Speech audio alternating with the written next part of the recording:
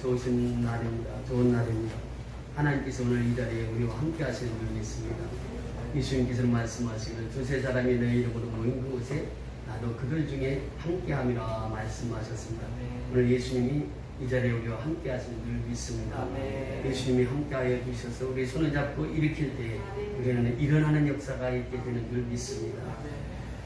우리가 이 교회 오는 목적이 무엇입니까? 이 교회라고 하는 것이 무엇입니까?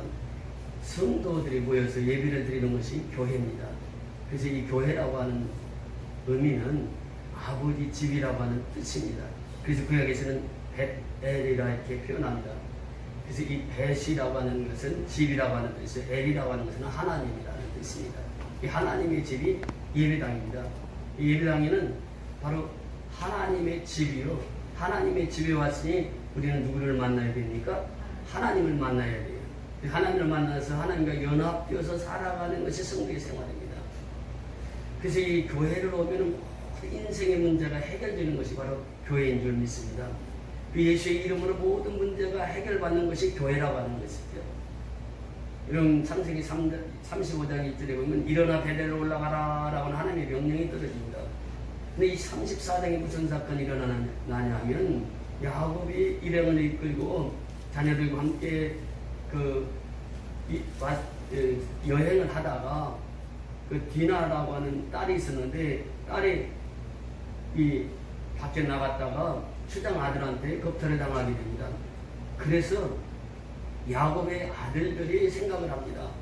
이 딸을 겁탈한 이 추장 그들을 어떻게 하면 보복을 할 수 있을까라고 했을 때에 거기서 먼저 제안이 들어옵니다. 그 디나를 추장 아들과 결혼을 시키면 어떻겠습니까? 추장이 얘기를 하는 거예요. 그러니까 그러려고 하면은 당신들은 할례를 받지 않았으니까 할례를 받으라고, 그러면 그 가능하다고. 그래서 모든 남자는 다 할례를 받게 합니다. 이 할례를 받고 있을 때에 사흘째가 가장 힘든 때에 야곱의 아들들이 가서 그 성사람들을 다 죽입니다. 그리고 나서 이제 야곱의 일행이 그들에게 죽을 수밖에 없는 상황 속에 있을 때에 하나님께서 명하시는 거예요. 일어나라. 그리고 베델로 올라가라. 이제 명령하십니다. 베델은 어느 곳이라고요? 하나님의 집이에요. 하나님의 집으로 올라가면 산다 그런 뜻입니다.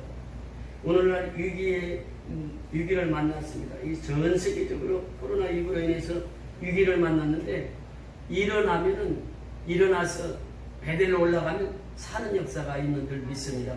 그래서 일어나서 베델로 올라가라 이렇게 말씀하시면서 몇 가지 명령을 하십니다. 첫째는 이방신을 다 제해버려라.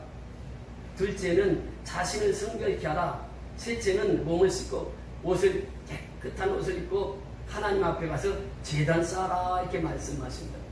아버지 집에 오면 뭐 하는 것입니까? 제단을 쌓는 것이요, 예배를 드리는 것입니다. 그러니까 예배를 통해서 우리의 자신을 발견하는 것이에요. 예배는 무엇이냐? 아버지 집에 나와서 하는 아버지를 만나고 아버지와 연합하는 것인데, 아버지와 연합하려면 어떻게 되느냐? 예수의 피를 통과하지 않고는 아버지와 연합이 될 수 없습니다. 그래서 예수의 피를 통과해야 하는 자만이 하나님과 연합이 될 수가 있는 것이죠. 그래서 하나님께서는 성전에서 반드시 우리에게 요구하는 것이 있는데, 자신을 어떻게 하라고요? 성결케 하라라고 하는 것이에요. 이 성전은 무엇이냐? 자신을 성결케 하는 것이, 자신을 깨끗게 하는 것이, 자신을 거룩게 만드는 것이 성전이라고 하는 것입니다. 말씀을 통해서 내 자신이 깨끗해지고 내 자신이 거룩해지고 내가 성결케 되는 것이 성전이라고 하는 것이에요. 그래서 자신을 성결케 하라 이렇게 명령을 하십니다. 예배의 핵심의 목적은 뭐냐? 우리가 하나님께 돌아오는 것이에요. 그래서 우리가 예배 때마다 천국의 여지 없어서 손 들고 옵니다. 이게 진정한 예배자의 삶입니다. 예배는요 바로 그렇습니다. 천국의 여지 없어서 손 들고 옵니다. 하나님, 나 하나님 앞에 항복합니다. 하나님 앞에 부고갑니다. 이것이 진정한 예배자의 삶이라고 하는 것입니다. 그래서 우리 코로나19에 대해서 누구에게 탓할 필요 없어요. 우리 자신이 먼저 하나님 앞에 나와서 철저히 회개하는 것입니다. 하나님, 내가 잘못했습니다. 내가 나라와 민족을 위해서 기도하지 못했고, 내가 가정을 위해서, 내가 직장을 위해서 진정으로 하나님 앞에 기도하지 못했사오니 이제부터는 하나님 앞에 진정으로 회개하기를 원합니다. 진정으로 자신을 성결케 하기를 원합니다. 진정으로 내 자신을 깨끗게 하기를 원합니다. 이것이 예배자의 삶이라고 하는 것입니다. 예수님 세례 요한이 이 땅에서 처음 설교할 때 그 설교를 했습니다. 회개하라. 천국이 가까웠느니라. 우리가 지금 이 시대가 그렇습니다. 회개할 시기에, 왜냐하면 하나님 나라가 가까이 오고 있습니다. 예수님께서도 마태복음 4장 17절을 통해서 첫 설교가 뭐냐? 회개하라. 천국이 가까웠느니라. 즉 하나님의 나라를 소유하려면 회개하라라고 하는 것이에요. 천국을 소유하고 살려면 회개하라고 하는 것입니다. 이것이 바로 오늘 우리에게 주시는 말씀이에요. 그래서 우리는 먼저 하나님을 만나려고 하면 내 자신을 철저히 회개하고 자신을 성결케 하고 정결케 하는 자가 하나님을 만나게 되는 축복이 있게 되는 줄 믿습니다. 그래서 이 야곱의 일행은 그 명령대로 그대로 순종합니다. 그 우상을 섬기던 것을 다 뽑아가지고 야곱에게 다 가지고 오는 거예요. 야곱은 그 우상을 다 가져서 상수리 나무에 묶고 하나님 앞에 예배 드릴 때에 하나님께서 어떻게 역사를 이루셨는가? 그 성읍을 크게 두려워하게 합니다. 그래서 야곱의 일행을 죽여갈 자가 없게 하였느니라. 하나님 역사입니다. 그 문제를 해결해 주시는 분은 누구냐? 하나님이시라고 하는 거예요. 오늘 본문에 보면은 성전 미문에 있는 안전뱅이에 대한 말씀이 나옵니다.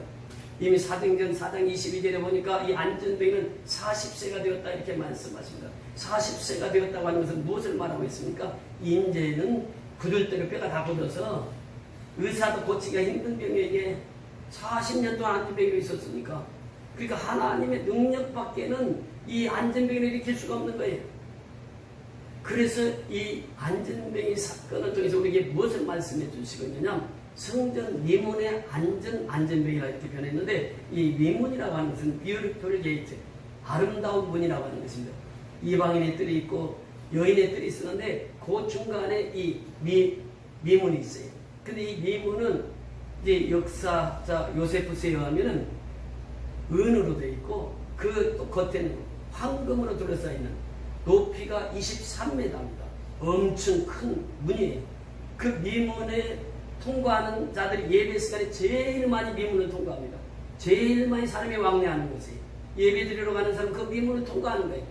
그러니까 안전뱅이가 바로 그 자리에 와서 구걸하고 있었던 거예요. 사람들이 제일 많이 가고 또 예수 믿는 사람 제일 많이 가고 그 동양하기에 제일 좋은 자리가 그 자리였단 말이에요. 그래서 미문의 안전뱅이 이렇게 표현합니다. 그래 안전뱅이가 여기서 그 문제를 해결받게 되는데 어떻게 해결받게 됩니까? 3장 6절에 내가서 보니까 베드로와 요한이 주목하여서 보면서 나사렛 예수 그리스도의 이름으로 일어나 걸어라 하니까 그 안전뱅이가 일어나서 걷는 거예요. 걷기도 하고 뛰기도 하는 것입니다. 이 사건으로 끝나는 것이 아니에요. 4장에 가면은 계속해서 선교하는데 전도하는데 앞장서서 이 안전뱅이가 예수를 증거하고 있습니다. 여러분 그렇습니다. 우리도 예수를 만나게 되면 안전뱅이가 일어나는 역사가 임하게 되는 줄 믿습니다. 주님 말씀을 증거할 때마다 우리 조금 전에 부르던 찬송 나의 등 뒤에서 나를 도우시는 주님, 나의 인생길에서 지치고 고나여 매일처럼 주저앉고 싶을 때 나를 밀어주시네. 나의 등 뒤에서 나를 도우시는 주, 편안히 길을 갈 때는 보이지 않아도 지치고 고나여 넘어질 때면 다가와 손 내미시네. 나의 등 뒤에서 나를 도우시는 주, 때때로 되돌아보면 여전히 계신 주, 잔잔한 미소로 바라보시며 나를 재촉하시네. 일어나 걸어라, 내가 새 힘을 주리니 일어나 너 걸어라, 내 너를 도우리. 주님 찬송을 부를 때마다 15년 전 중국에 가서 선교했을 때에 그 기억이 지금도 생생합니다. 저와 같이 갔던 목사님 한 분이, 그분이 고대 총학생을 여기 마시고 이제 사업을 하셨던 분인데, 이 사업을 하시면서 예수를 만나서 목사 안수를 받고 이제 그 중국 선교를 하신 분입니다. 이분이 사업에서 돈이 생기면 중국에서 교회를 짓는 것을 해요. 그때는 이제 은퇴하고 아들한테 사업장을 물려주면서 한 달에 나에게 300만 원을 달라. 그 300만 원을 받으면 그거 가지고 또 가서 중국에서 교회를 해요. 우리가 50교회를 그 목사님 다 중국에 교회를 세워놨어요. 그리고 이제 둘이 중국을 갔는데 그 목사님이 저에게 그런 얘기를 하는 거예요. 나는 여기 올 때마다 설교를 하니까 이번에 목사님 다 설교하라고 2주 동안 50회 이상을 설교를 했습니다. 근데 그 우리가 머물던 곳이 어떤 곳이었느냐면 지금도 기억이 생생한데 신베델이라고 하는 교회예요. 농촌에 있는 신베델. 그 베델이라고 하는 것이 하나님의 집이잖아요. 근데 거기는 신베델 교회였는데 그곳에서 2주 동안을 있었습니다. 그 새벽 되면 새벽 예배를 인도해요. 근데 그 교회 박집사, 제가 기억하기로 이제 박집사님이신데 70이 훨씬 넘으셨습니다. 근데 그분이 이제 안전뱅이로 20년 동안 있었던 분이에요. 그 목사님이 그 중국에 와서 3일 동안 붕의를 할 때에 이 안전뱅이 되신 박집사님이 큰아들에게 나 좀 업어서 목사님 부흥 설교하실 때 맨 앞에다 좀 앉혀달라고. 그래서 큰아들이 매일 없고 3일 동안 부흥회를 참석했어요. 근데 3일이 지나도 아무런 반응이 나타나지 않아요. 근데 3일 지나고 그날 밤에 집에서 잠을 자는데 이제 밤중에 일어나서 소변이 마려워서 그때만 해도 중국에 그 화장실이 밖에 있었습니다. 시골은 지금도 화장실이 밖에 있어요. 그 화장실을 가야 되는데 이분이 일어나가지고 화장실 가서 큰 볼일을 다 봤어요. 보고 이제 오면서 그 뜨락에서 마루를 딱 짚는 순간에 그때 깨달은 거예요. 내가 지금 어디를 갔다 왔지? 내가 20년 동안 걷지를 못했는데 그래 자기 발로 걸어서 대변을 보고 오면서 새벽에 딱 뜰안을 짚으면서 생각한 것이 내가 지금 어떻게 됐지? 그래 잠자는 남편 깨우고 잠자는 아들 깨워서 나 좀 보라고. 내가 지금 화장실 걸어갔다 왔다고. 그래서 그때의 그런 경험이 있는 이분이 새벽만 되면 제일 먼저 교회를 나옵니다. 그러니까 제가 일어나기 전에 나와요. 보통 새벽 예배 전에 한 시간 반 정도 저도 일어나는데 저보다 더 일찍 일어나시는 거예요. 그 교회에 와서 불 다 켜고 새벽 예배를 준비하는 거예요. 그 새벽에 예배만 끝나면은 동네 사람들한테 가서 전도하는 거예요. 나 알잖냐고. 20년 동안 내가 안전뱅이였는데 그 목사님 부흥회에 참석해서 내가 이렇게 일어나서 걷게 되었다고 뛰게도 되었다고 그러면서 다니면서 이렇게 복음을 전하는 모습을 보면서 그때 70이 넘으신 그 어르신인데도 예배만 드리면 가서 전도하러 나가는 거예요. 여러분 보세요. 이 안전뱅이가 예수를 만나고 안전뱅이에서 일어나게 되니까 어떤 역사가 일어났어요? 계속해서 복음을 전합니다. 이것이 바로 하나님의 역사라고 하는 것이에요. 그래서 이 안전뱅이는 어떤 역사를 경험했느냐? 창조주 하나님을 만나게 되는 것이죠. 그러니까 이 안전뱅이가 고칠 수 있는 것은 의사가 아니라 하나님, 창조주 하나님 아니면 이 여인을 고칠 수가 없었던 것이죠. 또 이 여인을 고치신 분이 바로 나사렛 예수 그리스도의 이름이라고 하는 것이에요. 성령께서 역사하셔서 이 여인이 고침을 받았다고 하는 사실입니다. 자, 여기서 우리에게 주시는 교훈의 메시지가 무엇입니까? 하나님께서, 창조주 하나님께서 그 안전뱅이를 고쳐주었습니다. 오늘날도 역시 우리가 살아가면서 고통과 문제 속에 살아갑니다. 문제와 고통 속에서 그 문제를 해결하실 수 있는 분이 누구냐? 오직 예수밖에 없다고 하는 것이에요. 예수 이름은 모든 문제의 해결자가 바로 예수라고 하는 것입니다. 그래서 우리는 그 예수의 이름으로 모든 문제를 해결할 수 있다고 하는 것이에요. 환난 날이 당하면 우리는 하나님 앞에 부르짖어야 돼요. 환난 날에 부르짖어라. 그러면 내게 응답하게 그렇게 말씀하십니다. 그래서 우리는 이 어려운 시기에 하나님 앞에 부르짖어야 돼요. 그래서 창조주 하나님, 구속주 예수님, 나를 인도하시는 성령님을 만나서 날마다 성령의 인도하심 따라 살아가야 될 줄 믿습니다. 사도 바울이 이렇게 고백합니다. 에베소서 3장 16절 19절을 통해서 그의 영광의 풍성함을 따라 그의 성령으로 말미암아 너희 속사람을 능력으로 강건하게 하시오며 믿음으로 말미암아 그리스도께서 너희 마음에 계시게 하옵시면 너희가 사랑 가운데서 뿌리가 박히고 터가 굳어져서 능히 모든 성도와 함께 지식이 넘치는 그리스도의 사랑을 알고 그 너비와 길이와 높이와 깊이가 어떠함을 깨달아 하나님의 모든 충만하신 것으로 너에게 충만하게 하시기를 구하노라 말씀하셨습니다. 여러분 그렇습니다.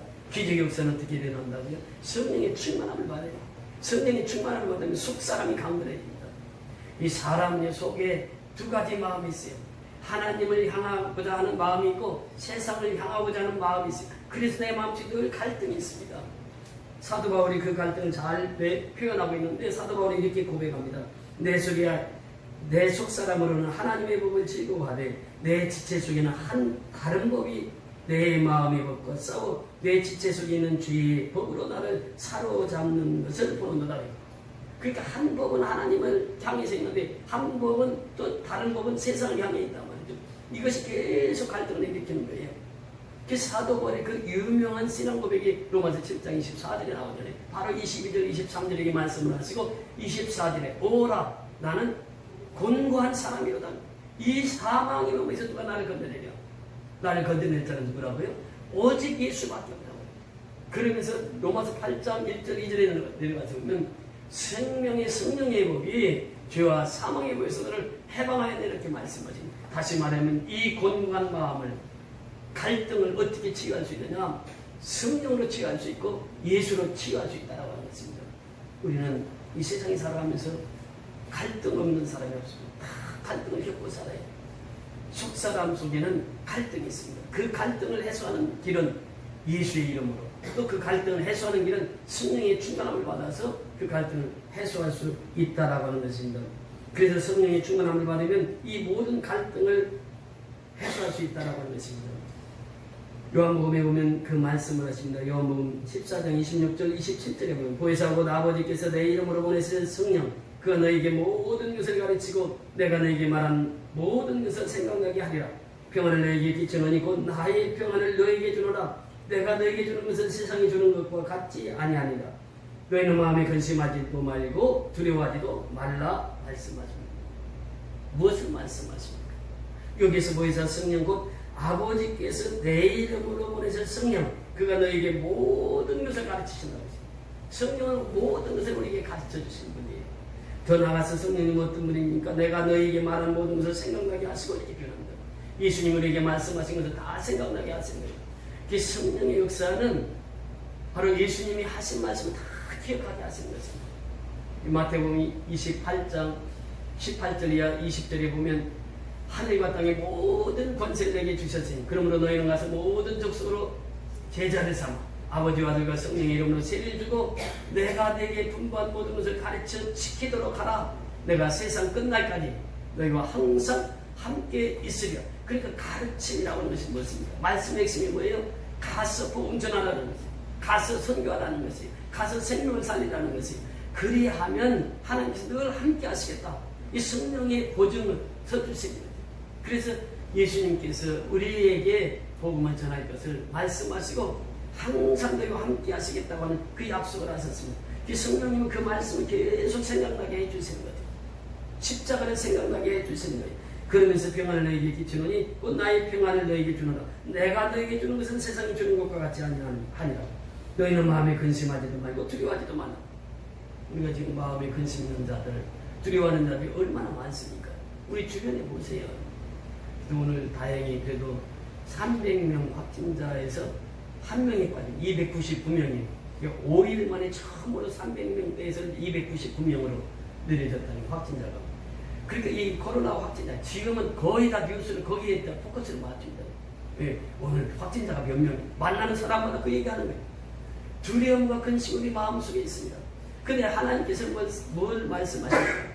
평안하라라고 하는 것이에요. 이 두려움을 깨뜨리고 근심에서 벗어나서 평안하라 이렇게 말씀하십니다. 무엇을 우리에게 교훈해 주시겠습니까? 성경은 계속해서 우리에게 말씀하시는 그렇게 말씀하세요. 요한복음 14장 1절에 보니까 예수님께서 너희는 마음에 근심하지 말라. 하나님을 믿으니 또 나를 믿으라. 이 말씀 예수님이 십자가에 달리시기 전날에 우리에게 말씀하십니다. 십자가에 죽기 전날에 예수님께서 말씀하십니다. 마음에 근심하지 말라. 사도 바울도 아무것도 염려하지 말고 너희 관리에서 감사함으로 하나님께 하리라. 그래 모든 지각에서 뛰어나신 하나님의 평강이 그리스도 예수 안에서 너희 마음과 생각을 지키시리라. 모든 염려 하나님께 다 맡겨라. 그러면서 감사하면서 하나님 앞에 나오라. 베드로 사도를 통해서 베드로전서 5장 10절에 보면 너희 염려를 다 주께 맡겨버리라. 이는 그가 너희를 권고하시라 말씀하십니다. 그러니까 염려, 근심, 걱정 다 하나님께 맡기는 것이에요. 맡기지 못하니까 평안을 잃어버리는 것입니다. 여러분 보세요. 내가 진정으로 염려, 근심을 맡길 수 있는 분이 누구입니까? 예수님이에요. 근데 예수님은 어떤 분이셨습니까? 나를 살리시기 위해서 예수님께 십자가에서 모체를 박히셨어요. 그때 예수님은 뛰어내릴 수도 있어요. 만왕의 왕 되십니다. 명령해서 모든 군사들을 명령해서 예수님 거기서 살아나실 수도 있어요. 말씀 한마디면 천군 천사를 다 움직이시는 분인데 왜 못 뛰어내리겠어요? 그런데 예수님은 십자가에서 못 뛰어내리셨어요. 그것을 믿는 것입니다. 십자가에서 못 뛰어내리신 그 예수를 내가 믿는 것이에요. 예수님 만약에 십자가에서 뛰어내렸다면 나와 여러분은 죄사함을 받을 수도 없는 길에 천국에 갈 수가 없습니다. 그러나 예수님은 십자가에서 못 뛰어내리셨기 때문에 내가 그 예수를 인해서 살게 되었다고 하는 것입니다. 오늘 역시 맞아요. 그런데 예수 믿는 우리는 어떻습니까? 십자가에 자꾸 뛰어내리라고 해요. 그 뛰어내려. 쉽게 뛰어내리다고 하는 것은 무엇입니까? 내가 십자가에 못 박히기 싫다는 거예요. 십자가에 죽기가 싫다는 거예요. 그러니까 뛰어내리는 거예요. 그 내가 사는 거예요. 내가 사니까 내 마음속에 갈등이 일어나는 것입니다. 갈등이 일어나는 것입니다. 예수님의 법이 있고 또 내 마음의 법이 있는데 그게 자꾸 충돌을 일으키는 거예요. 내가 십자가에서 못 뛰어내려오면 그 문제가 해결되는데 십자가에 자꾸 뛰어내려오니까 문제가 생기는 거예요. 예수님은 나를 위해서 십자가에서 죽으셨는데 그 십자가에 죽으신 그 예수님만이 모든 문제의 해결자가 되더라라고 하는 것입니다. 성전 미문에 앉은 안진뱅이를 통해서 우리에게 주시는 교훈이 또 한 가지가 있습니다. 그것은 무엇입니까? 성전 미문에 앉아서 그 안진뱅이를 무엇을 했다고요? 무엇을 했다고 했어요? 구걸을 했어요. 구걸. 돈을 달라고 했다면 돈을. 그래 요즘에 우리가 황금 만능 시대에 살고 있습니다. 만능주의에 살고 있어요. 맘모스가 돈이라 이렇게 말합니다. 그러니까 우리가 가장 중요한 것이 뭐냐? 예수님께서 마태복음 6장 19절로 34절에 쭉 말씀을 하십니다. 이 세상에서는 두 주인을 섬길 수 없다. 하나님을 섬기고 재물을 섬기고 이 두 가지 다 같이 섬길 수가 없다. 둘 중에 하나를 택하라고 하는 것입니다. 예수님 말씀하시기를 한 사람이 두 주인을 섬기지 못할 것이니 혹 이를 미워하고 저를 사랑하거나 혹 이를 중히 여기고 저를 경히 여김이라. 너희가 하나님과 재물을 겸하여 섬기지 못하느니라 말씀하십니다. 하나님과 재물을 겸하여 섬길 수가 없다고 하는 것이에요. 그러면서 무엇을 말씀하십니까? 너희가 염려함으로 그 길을 한 잔은 더 할 수 있겠느냐? 너희가 먹고 마시는 것, 입는 것, 이것에 대해서 염려하지 말라 말씀하십니다. 그러면서 핵심이 무엇인가? 너희는 먼저 그의 나라와 그의 의를 봐라. 그리하면 이 모든 것을 너희에게 더하십니다. 내일 일은 내일 염려할 것이 없네. 그러니까 하나님 우선주의로 사는 사람은 내일 일을 염려 안 합니다. 여러분 코로나19가 영원히 갈 것 같습니까? 언젠가는 지나갑니다. 우리가 사스도 지나갔잖아요. 메리스도 지나갔잖아요. 코로나19도 지나갑니다. 언젠가는 지나가게 돼 있어요. 내일 일을 가지고 염려하지 말라는 거예요. 그러면서 하나님과 재물을 동시에 섬길 수 없다고 하는 것입니다. 우리가 황금 만능주의에 살아가면서 사람 돈 없으니 살 수 없다 이렇게 표현하는 그런데요. 더 중요한 것이 뭐냐? 재물보다는 하나님이라고 하는 것이에요. 어떤 사람이 그렇게 얘기를 합니다. 우리가 사는데 필요한 것이 꼭 세 가지가 있다. 첫째는 황금이다. 황금 없이 살아갈 수 없는 것이에요. 돈 없이 살아갈 수 없는 거예요. 황금 중요합니다. 그 다음에 소금이다. 소금 없이는 건강을 유지할 수가 없습니다. 이 소금은 인체에 꼭 필요한 게 소금입니다. 소금 없이는 살아갈 수 없어요. 세 번째는 지금이다. 지금. Now and here. 그러니까 지금. 황금도 필요하고 소금도 필요하고 그런데 더 필요한 것이 뭐라고요? 지금이에요. 지금. 그러니까 내가 지금 예수와 함께 살고 있느냐, 내가 예수와 함께 십자가에 못 박혔느냐, 이것을 지금 하나님 우리에게 말씀하시는 거죠. 그래서 내가 십자가에 못 박혔다면 그 모든 문제는 그 십자가에 다 해결이 된다고 하는 것입니다. 그래서 이 재물의 문제와 또 하나님을 섬기는 법에 대해서 이렇게 말씀하시면서 성경 더 나가서 말씀하십니다. 그렇게 말씀하셨어요. 돈을 사랑하며 일만하게 뿌리가 되나니 이것을 탐내는 자들은 미혹을 받아 믿음에서 떠나 많은 근심으로서 장대치를 도다. 돈을 사랑하다 보면 믿음을 떠난다고 하는 것이에요.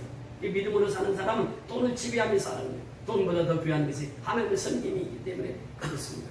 그래서 우리가 이 안진뱅이를 보면서 안진뱅이가 구걸을 했다고 하는 것은 허구지책이었어요.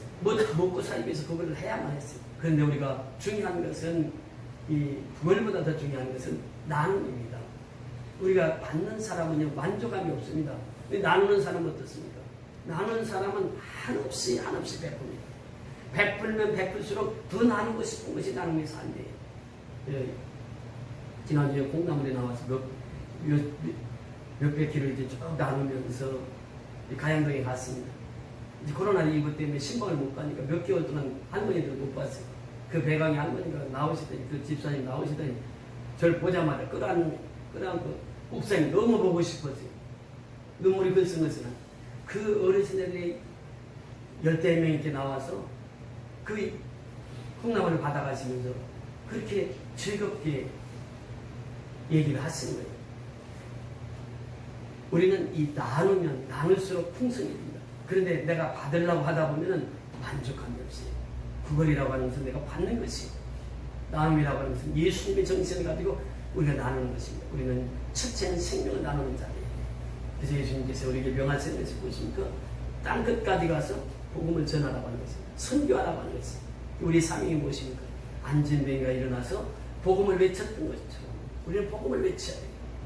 복음을 전해야 돼요. 생명을 살려야 돼요. 위험하게 선교를 해야 돼요. 이게 하나님의 명령입니다. 또 이 나누는 사람은 물질을 나누는 것입니다. 물질을 계속 내가 가진 걸 나누는, 끝없이 나누는 거예요. 이것이 하나님이 기뻐하시는 일이라고 하는 것입니다. 그래서 오늘 성전에 앉은 미문에 앉은 안전뱅이를 보면서 몇 가지 우리가 교훈을 얻었습니다. 그렇습니다. 우리는 그 안전뱅이는 도무지 일어날 수 없는 상황이었는데 하나님께서 역사하시니까, 성령께서 역사하시니까 예수의 이름으로 그 안전뱅이 벌떡 일어나게 되었다라고 하는 사실이죠. 오늘날도 역시 모든 문제 해결책은 예수님께 있습니다. 문제는 반드시 답이 있습니다. 그 답은 오직 예수께만 있다라고 하는 사실이죠. 이문에 앉으면 안전뱅이가 예수를 만나고 나서 땅 끝까지 가서 복음을 증거하는 일에 쓰임을 받았던 것처럼 저와 여러분이 이제 하나님 앞에 그렇게 아름답게 쓰임받는 사람으로 살아가는 저와 여러분이 다 될 수 있기를 주의 이름으로 축원을 드립니다. 아멘.